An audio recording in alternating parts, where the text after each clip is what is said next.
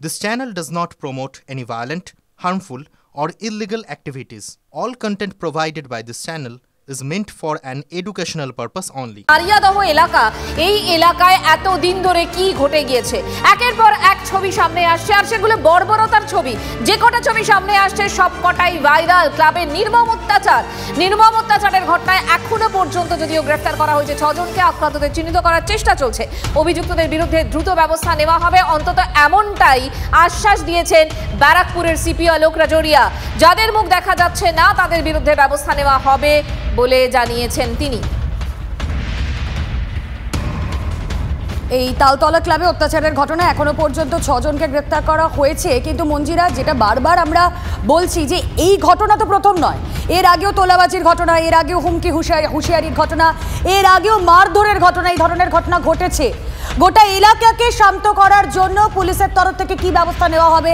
এই আরিয়াদহের ত্রাস জয়ন্ত সিং কাদের ছত্র ছায়ায় তারা তো বারবারন্ত ছিল, গোড়া পর্যন্ত পৌঁছানো যাবে তো, নাকি 6-7 জনকে গ্রেফতার করেই পুরো বিষয়টার মীমাংসা করার চেষ্টা হবে? দেখো রুমেলা, তুমি বলছো বটে যে ব্যবস্থা নেওয়া হবে, কিন্তু তুমি দেখো যে এত দিন ধরে এরা এই কাজগুলো চালিয়ে গিয়েছে। এত দিন ধরে এরা যখন মঞ্চে উঠেছে তখন হাততালি দেওয়া হয়েছে, এবং অবশ্যই শাসক নেতাদের মদত ছাড়া এটা তো হতো না। পুলিশ কি কিছুই জানতো না? আজকের দিনে ব্যবস্থা নেওয়ার কথা তারা বলছেন, আশ্বাস দিচ্ছেন, কেন? প্রশ্ন তো উঠবেই।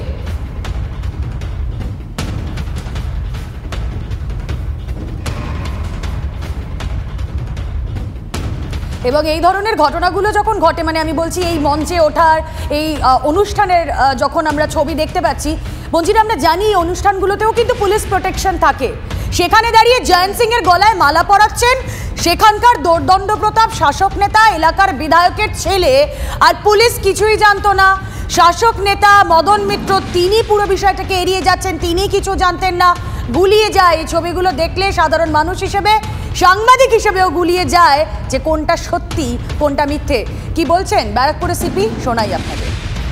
প্রয়োজনে আপনাদেরকে সংবাদ মাধ্যমকে ডিটেলটা দিতে চাইব যে 3 জন যারা already Belgharia police station case number 267, যেটা 1 তারিখে ঘটনা হয়েছিল, তার মধ্যে অ্যারেস্ট হয়েছে। তাদের নাম হচ্ছে সৈকত মান্না এলিয়াস জঙ্গা, সুদীপ সাহা এলিয়াস গুড্ডু, জয়ন্ত সিং।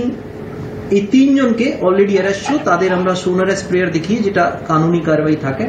আজকে আমরা ওদেরকে পুলিশ রিমান্ডে নেব, আর এই ঘটনা সম্বন্ধে কারা কারা এই ঘটনাটা করেছে, কিভাবে ঘটনা হয়েছে, তার সম্বন্ধে আমরা ওদের কাছ থেকে। ব্যারাকপুর কমিশনারেটের সিপি তার বক্তব্য রুমেলা তুমি শোনালে। অনন্ত আমাদের সঙ্গে রয়েছেন, আমাদের প্রতিনিধি অনন্ত। যে ছবি আমরা দেখতে পেলাম, শুভব্রত মিত্র তিনি গলায় মালা পরিয়ে দিচ্ছেন কাকে? জয়ন্ত সিংকে। আর যে জয়ন্ত সিংকে এখন এই মুহূর্তে অনেকেই, বিশেষত মদন মিত্রের মতো প্রভাবশালী নেতা, শাসক নেতা, যিনি চিনতে পারছেন না, হচ্ছেটা কি?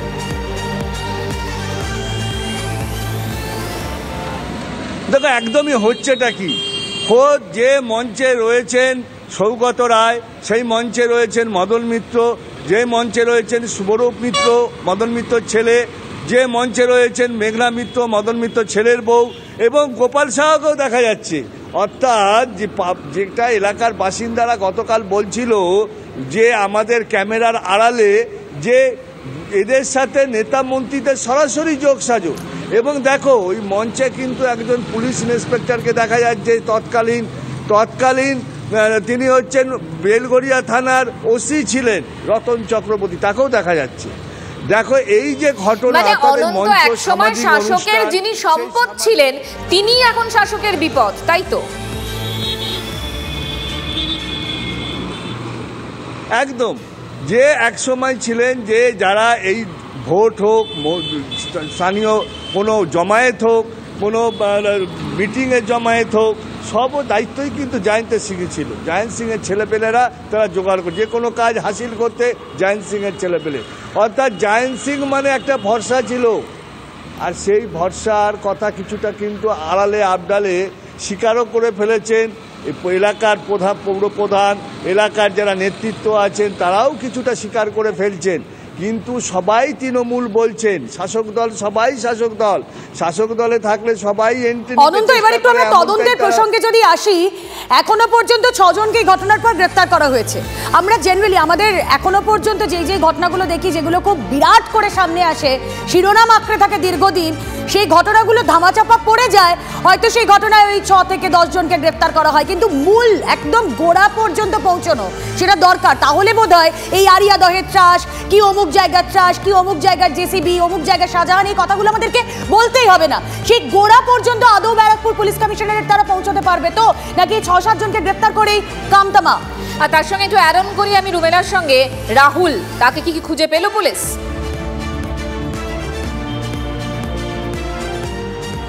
দেখো, কিছুক্ষণ আগে আশ্বস্ত করলেন বেলঘরিয়ার সাধারণ বাসিন্দাদের, শুধু বেলঘরিয়ার সাধারণ বাসিন্দা নয়, ব্যারাকপুরের বাসিন্দাদের পুলিশ কমিশনার অলোক রাজরি আশ্বস্ত করলেন কোনো ক্রাইম হলে তিনি ছাড়বেন না, কোনো অপরাধী ছাড়া পাবে না।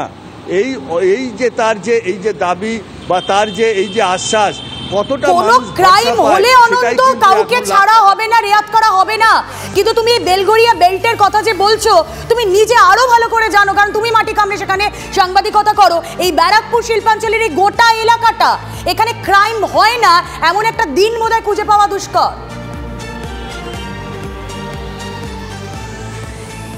একদমই তাই। আমি তো কালকে একটা ঘটনা দেখালাম আমাদের চ্যানেল TV9 দেখালো, প্রমোটারের কাছে টাকা চেয়েছিল, 5 লাখ টাকা দেয়নি বলে পায়ে গুলি করেছে এই জায়েন্ট সিং এর লোকজনই গুলি করেছে প্রমোটার টাকা দেয়নি বলে। প্রমোটারের সাহস এতটাই, সে এখনো সেই জায়েন্ট সিং এর কাছে মাথা নত করতে রাজি নয়। কিন্তু সেই বুম্বা অর্থাৎ যার নাম অর্থাৎ আরিত্র ঘোষের মতন সাহস কজনের আছে? আরিত্র ঘোষের মতন সাহস তো এত সবার নেই। সবাই মুখ লুকাচ্ছে ক্যামেরা দেখে, কিন্তু জায়েন্টের বিরুদ্ধে তাদের বিশাল ক্ষোভ, জায়েন্টের বিরুদ্ধে আতঙ্কে ক্যামেরার সামনে আসতে চাইছে না। জায়েন্ট সিং এর এত দৌরাত্ম, এত দাপাদাপি, পলিটিক্যাল মদত বা প্রশাসনিক কোনো ছাড় বা প্রশাসনিক পলিটিক্যাল মদত থাকবে, প্রশাসন ছাড় পাবে, তবেই তো এরা উঠবে, আর তারাই উঠছে এইভাবে। কিন্তু এই যে আশ্বাস দিলেন পুলিশ কমিশনার যে আর কোনো ক্রাইম এইভাবে ছাড়া হবে না, এটা কতটা এখন মানুষ আশ্বস্ত হবেন সেটাই এখন লাখ টাকার প্রশ্ন।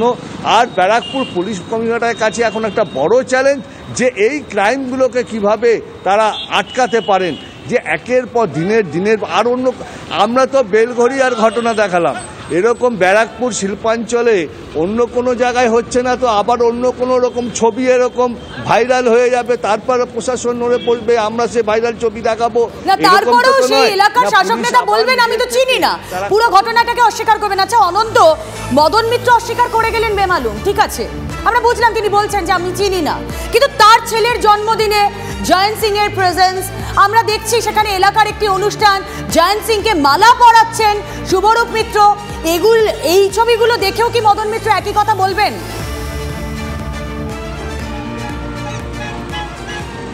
দেখো, জয়ন্ত সিং এর যে এই মালাপন অর্থাৎ মেঘনা মিত্র তার জন্মদিনে তিনি ছিলেন, তাকে মিষ্টি খাইয়ে দিচ্ছে মেঘনা মিত্র, নিজে মিষ্টি খাইয়ে দিচ্ছে জয়ন্ত সিংকে, সে ছবি ধরা পড়েছে। যে মালা পরিয়ে দিচ্ছে শুভরূপ মিত্র মদন মিত্র ছেলে জয়ন্ত সিংকে, সেই চিত্র ছবি এসছে। তারপরে কি মদন মিত্র কানে কানে জয়ন্ত সিংয়ের সাথে কথা বলছেন, সেই ছবি চিত্র এসছে। শুধু জয়ন্ত সিংয়ের সাথে মদন মিত্র নয়, আরও নেত্রীর কথা হয়েছে, সেগুলো সামনে এসছে। এরপরে অস্বীকারটা করবে কি করে? ছবি তো কথা বলে, ছবির থেকে আর কি প্রমাণ আছে? এরপরে যেমন কালকে অস্বস্তিতে পড়েছেন, যেটা বলছেন কামারহাটির চেয়ারম্যান গোপাল শাহ অস্বস্তিতে পড়েছেন, তাহলে যদি তিনি এই অস্বস্তিতে পড়ে থাকেন, দলকে তিনি জানিয়েছেন বলছেন, তাহলে কি এই অস্বস্তি কিভাবে কাটাবেন সেটা নিয়েও তো প্রশ্ন। এই অস্বস্তি কাটবে কিভাবে দলের মধ্যে একের পর এক এইভাবে যদি প্রকাশ্যে এইভাবে ভাইরাল ছবি চলে আসে, তাহলে কিভাবে চলছে এই এখানকার পরিস্থিতি সেটাও তো বোঝার। মানুষ ভীত সন্তুষ্ট, তারা ক্যামেরার সামনে আসতে চাইছে না, তারা বলছে আমাদের মেরে ফেলে দেবে ছাড়া পেলে জয়ন্ত সিং এর আজকে সত্যি তো এক সময় শাসক দলের সম্পদ, এখন শাসক দলের বিপদ হয়ে দাঁড়িয়েছে। রুদ্রনীল ঘোষ এই মুহূর্তে রয়েছেন আমাদের সঙ্গে। রুদ্রনীল, স্বাগত জানাবো TV9 বাংলা স্টুডিও থেকে। রুমেলা কথা বলছি। শাসকের সম্পদ ছিলেন এই জয়ন্ত সিং ওরফে জায়েন্ট সিং, আজ তিনি বিপদ বাড়াচ্ছেন। মদন মিত্র বলেছেন চিনি না, কিন্তু তার ছেলের জন্মদিনে কেক কাটিং সেরিমনিতে তখন প্রেজেন্স দেখা যাচ্ছে, ছবিতে জলজল করছে জয়ন্ত সিং। কি বলবেন? দেখুন, তৃণমূলের তিনটে পদ: সম্পদ, আপদ এবং বিপদ। সম্পদ তারা যারা মানুষকে অত্যাচার বা মানুষের সম্পদ লুট করে তৃণমূলকে যখন সুবিধা করে দেয় এবং ভাগ দেয়, তখন তারা সম্পদ, ধরা পড়ে না। আপদ হচ্ছে যে যারা ধরা পড়ে গেছেন তারা হলো আপদ, কিন্তু নাম বলছেন না যে এই নেতা বা আমার দলের এই জায়গা থেকে আমায় প্রোটেকশন দেওয়া হতো, তারা আপদ। এবং যারা ধরা পড়ে যান তাদের ভিডিও প্রকাশ্যে চলে আসে, জানাজানি হয়ে যায় এবং পশ্চিমবঙ্গের মানুষ তথা ভোটাররা রেগে যান এবং তৃণমূল দেখে যে এই রে 2026-এ আর বাঁচা যাবে না। যাদের সন্ত্রাস, ত্রাস, লুট দিয়েই এবং দলদাস পুলিশকে দিয়েই, এই দুটো পক্ষকে দিয়ে আমরা মানুষকে ভয় দেখিয়ে ভোট লুট করে জিতে আসছিলাম, তারা বিপদ। তো সুতরাং এই জয়ন্ত সিংরা প্রত্যেক গলিতে রয়েছে, তৃণমূলের কাউন্সিলর, এমএলএ, এমপি এবং তৃণমূলের সর্বোচ্চ যারা নেতা নেত্রী রয়েছেন তারাও এদের নাম জানেন এবং পুলিশ মহলকে এই নামের সঙ্গে পরিচিত করিয়ে দেওয়া হয় যে এরা অন্যায় করলে আপনারা পাশে ঘুরলেও খুঁজে পাচ্ছি না বলবেন। যদি খুব বাড়াবাড়ি হয়ে যায়, ছবি ভিডিও ভাইরাল হয়ে যায়, সেটা জয়ন্ত হোক বা চোপড়ায় মহিলাকে বেশ মারা জামিরুল হোক বা শেখ শাহজাহান হোক বা ওপেনলি বোমবাদা ক্রিমিনাল শওকত মোল্লা, মুখ্যমন্ত্রীর কথা অনুযায়ী যাকে মুখ্যমন্ত্রী তথা পুলিশ মন্ত্রী জেড ক্যাটাগরি নিরাপত্তা দেন, বাঘের বাচ্চা বলেন শেখ শাহজাহানকে এবং অনুব্রত মন্ডলকে, যিনি জেলবন্দি, যিনি কোটি কোটি টাকার উকিল খরচ করার পরে ওই শাহজাহানদের ছাড়াতে পারছে না। তো এদের কাজই হচ্ছে এটাকে দেখে আমার মনে হয় ক্রিমিনাল বা যারা তৃণমূলের এই ধরনের ভোট লুট বা সম্পদ লুট বা মানুষের জীবনে নিরাপত্তা লুট বা পশ্চিমবঙ্গের আইন কানুন লুট করছেন, তাদের সতর্ক হওয়া উচিত যে আপনারা যেদিন বিপদে পড়বে, সেই বিপদে যদি একটা ভোটও কেটে যায় তৃণমূলের, তাহলে তৃণমূল আপনাকে বলে দেবে চিনি না বা চিনতে পারি না। সে অনুব্রত মন্ডল হোক, প্রাক্তন শিক্ষামন্ত্রী পার্থ চ্যাটার্জি হোক বা জয়ন্ত সিং। আপাতত অনেক ধন্যবাদ। রুদ্রনীল ঘোষ বিজেপি নেতা ছিলেন আমাদের সঙ্গে।